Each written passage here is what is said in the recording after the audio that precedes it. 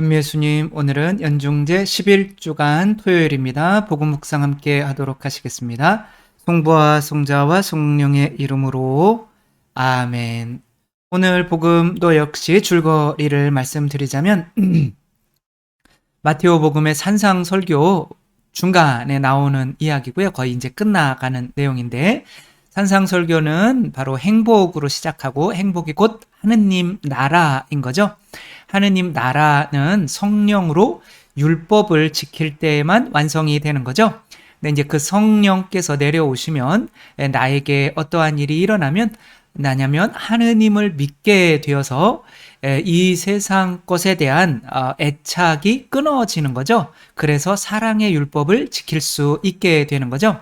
그래서 내가 세상에 돈도 좋아하고 예수님도 좋아하고 돈도 좋아하고 나는 이웃을 사랑할 수 있다. 이게 돈 좋아하면서 이웃을 하느님을 사랑할 수 있다. 이런 이야기는 성립할 수가 없는 거죠.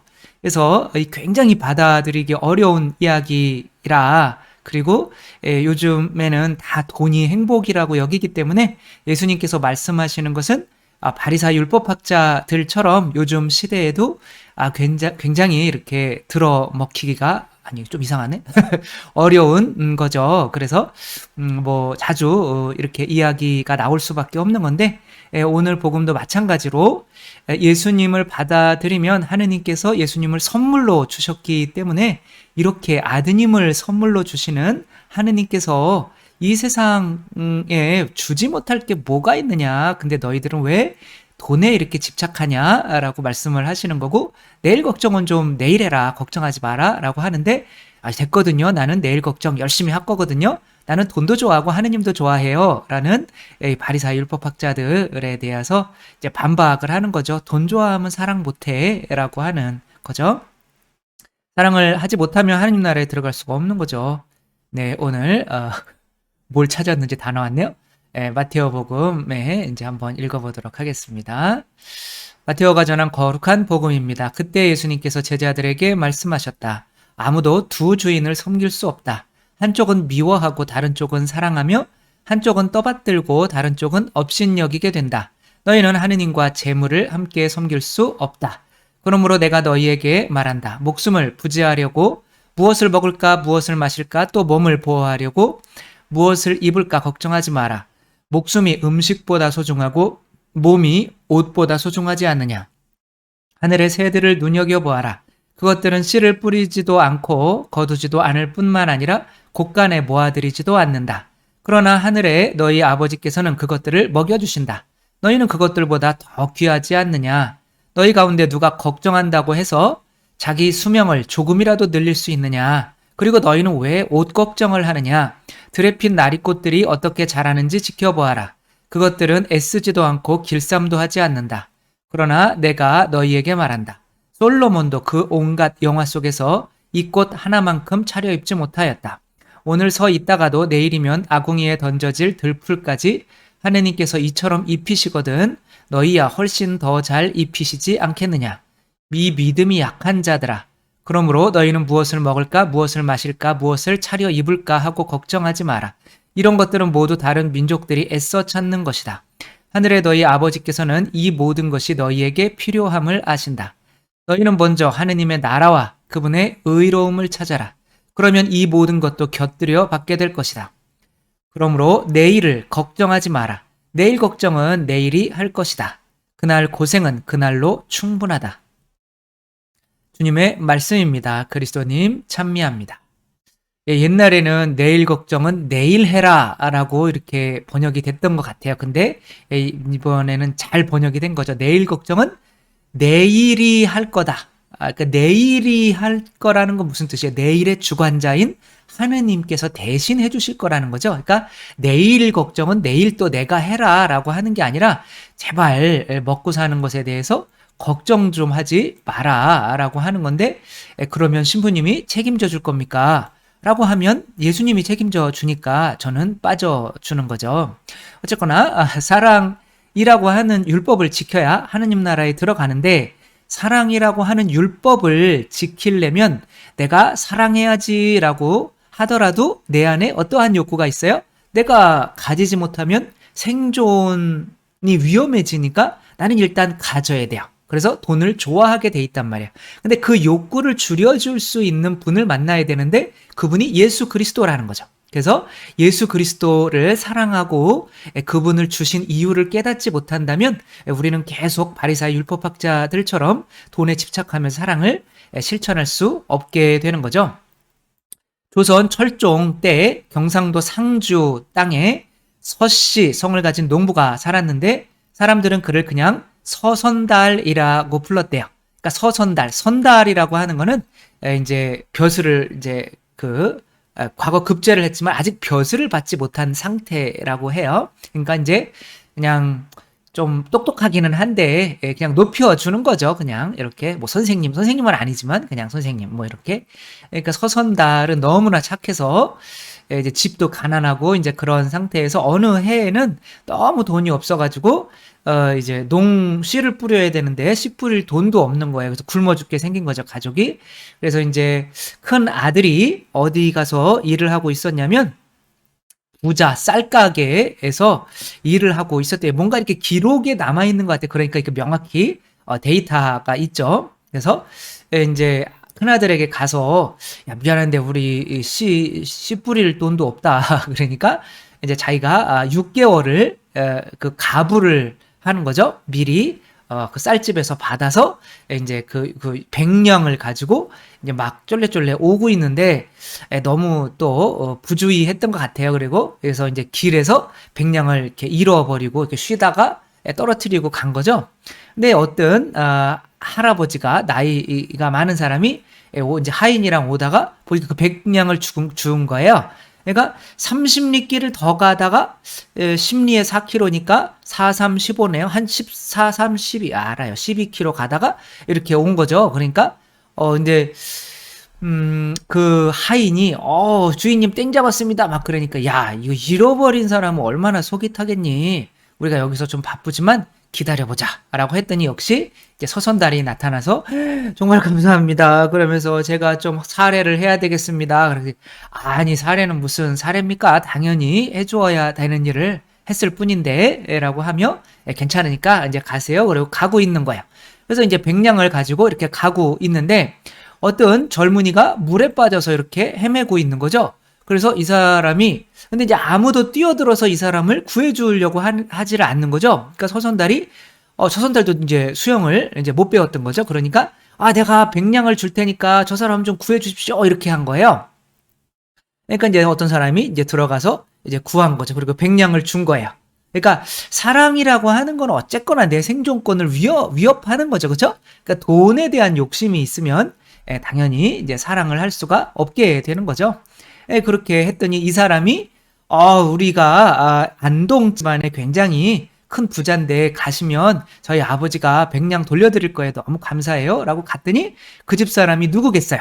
아까 자기에게 100냥을 주어줬던 그 할아버지인 거예요. 그러니까 어머머 너무 야 당신 아닙니까? 뭐 그러며 근데 그 사람도 참 잘 된 거죠. 그 사람이 주어주지 않았으면 자기 아들 죽었던 거죠. 그러니까 너무 고맙다고 1000냥을 준 거예요. 그래서 아니 내가 이렇게 받으려고 한 게 아닌데 감사합니다. 그리고 받아서 온 거죠. 근데 그거 가지고 안 됐는지 돌아와서 또 뭐를 줬냐면 아무튼 그리고 또 땅도 7대 독자 외아들이래요. 7대 독자 외아들인데 물엔 왜 들어갔니? 아무튼 얘가 가서 상주 고을로 다시 찾아와서 백섬지기 전답까지 주고 갔었고 조정에서는 이 사실을 알아서 안동과 상주 두 거울의 모든 조정으로부터 두 거울이 후한상을 받았다라는 이제 기록이 있는 거죠. 그러니까 뭐 근데 다른 것보다는 뭐 사랑이라고 하는 것이 내가 생존권을 위협하는 거다. 그래서 내가 돈을 좋아하면 자연적으로 사랑을 할 수가 없다. 북한도 마찬가지지만 뭐 북한에서 이 그때 IMF 뭐 비슷했던 때 1997년 그 전인가요? 그때 뭐 거의 200만 명인가가 굶어 죽 20만 명인가? 굶어 죽었을 때 그때 중국에서 옥수수를 사 보내면 1톤에 17,000원 했대요. 1톤에. 예, 근데 우리나라가 약간은 이제 많이 도와주지를 못한 거죠. 1톤에 17,000원. 그때 그러니까 북한 사람들이 우리나라에 그때 막 자기 부모들이 죽어갈 때 나중에 우리나라가 이렇게 잘 살고 있었다는 걸 알면 아, 그 사람들이 정말 우리한테 이렇게 전답도 사주고 막 이렇게 잘해줄 수 있을까요? 오히려 더 적대적인 감정이 생기지 않을까요?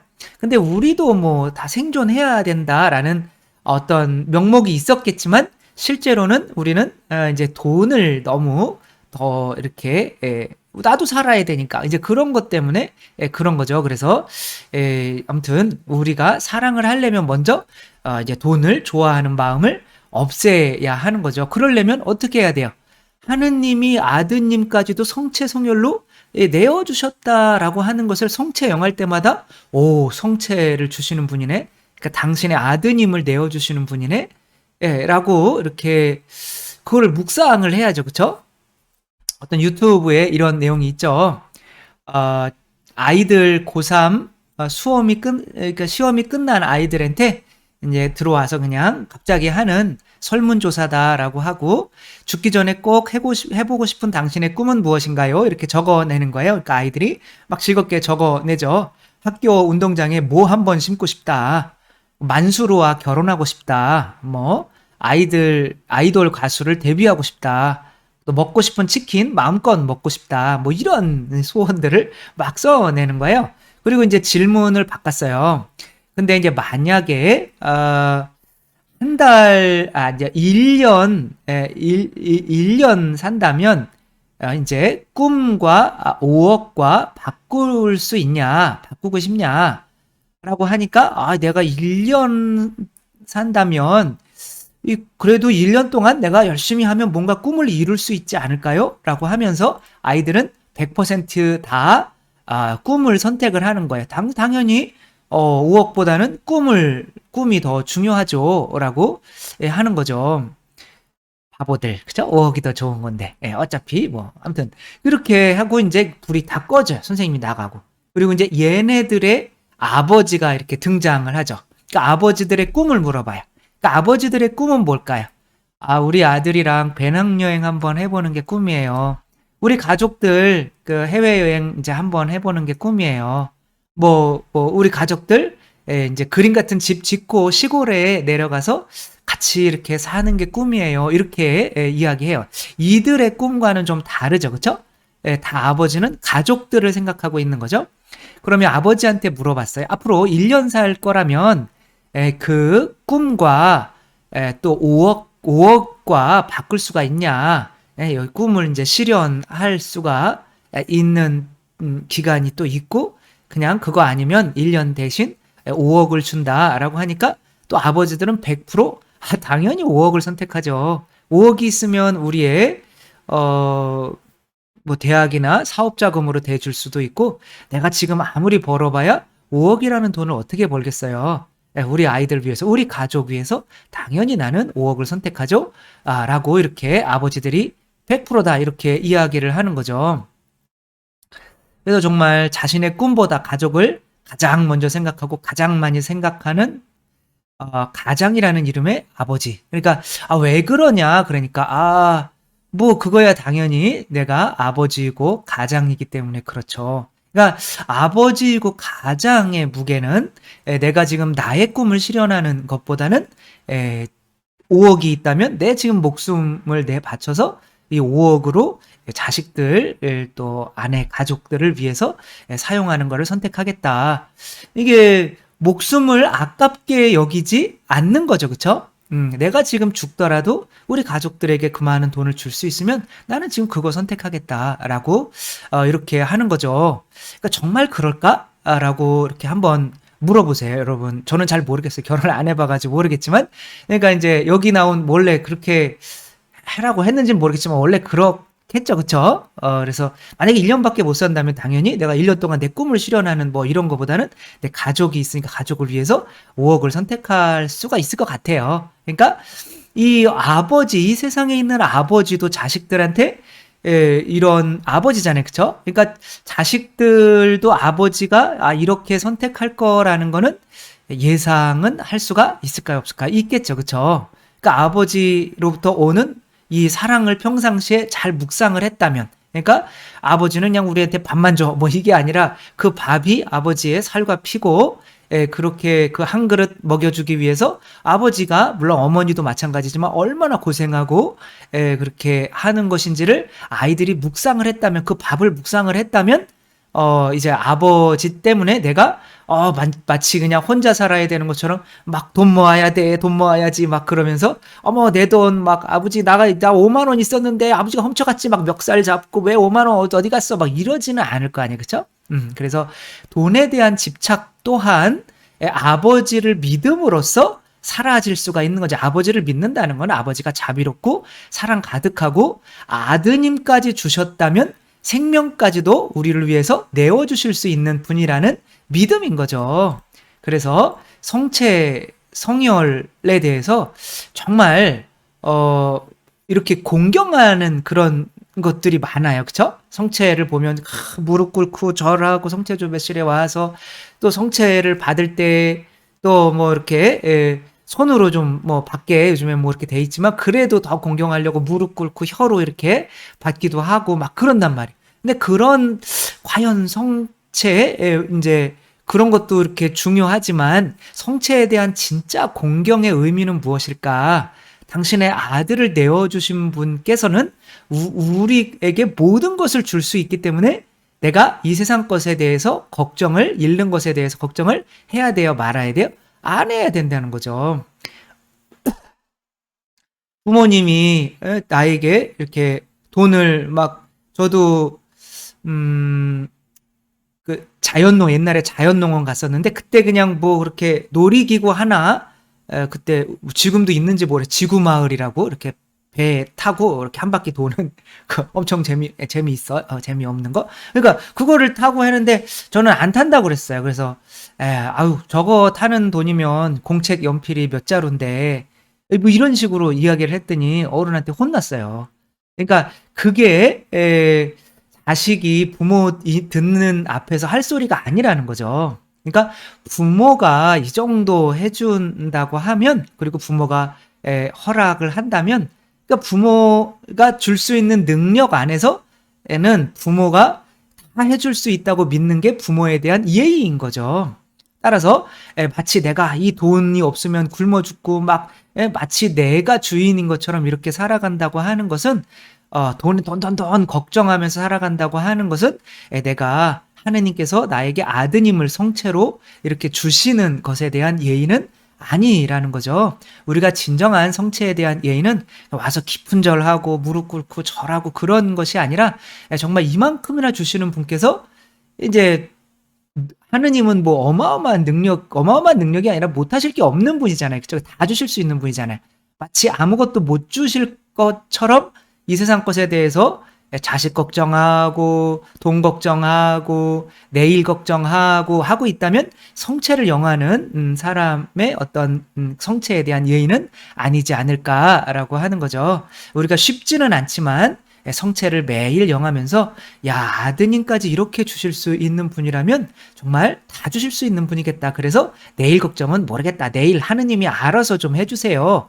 라고 하면 돈에 대한 그 어떤 집착이 사라지게 되면서 다른 사람도 사랑할 수 있게 되고, 돈에 대한 집착이 사라지면 돈에 대해서 원망을 덜 하니까 끌어당김의 법칙으로 돈이 또 오히려 더 내 안에 더 붙게 되는 거니까 성체를 영하면서 혹시 내가 세상 것에 대한 걱정을 하면서 돈 이렇게 하면서 우리 애 대학 붙여주시고 우리 사업하는데 잘 되게 해주시고 혹시 그거와 반대되는 기도들을 하고 있지는 않은지 생각하며 이제 성체 영할 때는 무조건 감사, 그냥 지금 있는 것에 대한 감사, 나머지는 모든 거 하느님께 맡기면서 우리가 성체를 영할 수 있었으면 좋겠습니다. 주님께서 여러분과 함께 전능하신 전주 성부와 성자와 성령께서는 여기 모인 모든 이에게 축복을 내리시어 길이 머물게 하소서. 주님과 함께 가서 복음을 전합시다. 하느님 감사합니다. 성부와 성자와 성령의 이름으로 아멘. 감사합니다. 사랑합니다.